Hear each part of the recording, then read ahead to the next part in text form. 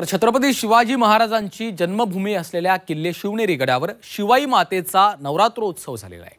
देवीचा गाभारा आकर्षक अशा विविध रंगी फुलांनी सजवण्यात आलाय।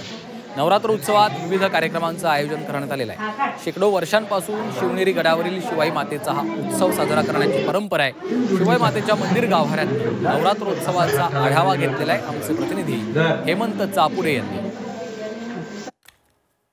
छत्रपती शिवाजी महाराजांची जन्मभूमी असलेल्या किल्ले शिवनेरीवरती शिवाई मातेचा नवरात्र उत्सव सुरू झाला असून आज घट स्थापनेचा पहिला दिवस आहे आणि नवरात्र उत्सवानिमित्त खरं तर मातेचा या ठिकाणी गाभारा आकर्षक अशा विविधरंगी फुलांनी सजवण्यात आलेला आहे। त्यामुळे आकर्षक अशा विविधरंगी फुलांच्या सजावटीने शिवाई मातेचं रूप विलोभणे असंच पाहायला मिळत आहे। मोठ्या संख्येने या ठिकाणी भाविक भक्तांनी पहाटेपासूनच दर्शनासाठी गर्दी केलेली आहे। आपल्यासोबत या ठिकाणचे पुजारी आहेत। काय सांगाल, मोठ्या संख्येने भाविकांची गर्दी पाहायला मिळते दर्शनासाठी, काय महत्त्व आहे इथलं? हे छत्रपती शिवाजी महाराजांचं जे नाव ठेवलं गेलं ते जिजाऊ साहेबांनी ह्या देवीला गाऱ्हाणं घातलेलं होतं। त्यावेळी जनतेवरती खूप अन्याय अत्याचार चालू होते। हे कुठेतरी थांबावं, ह्या हिंदू धर्माला कोणीतरी वाली रक्षण करता दाता मिळावं, ही एक संकल्पना जिजाऊ साहेबांनी शिवाई मातेसमोर मांडलेली होती।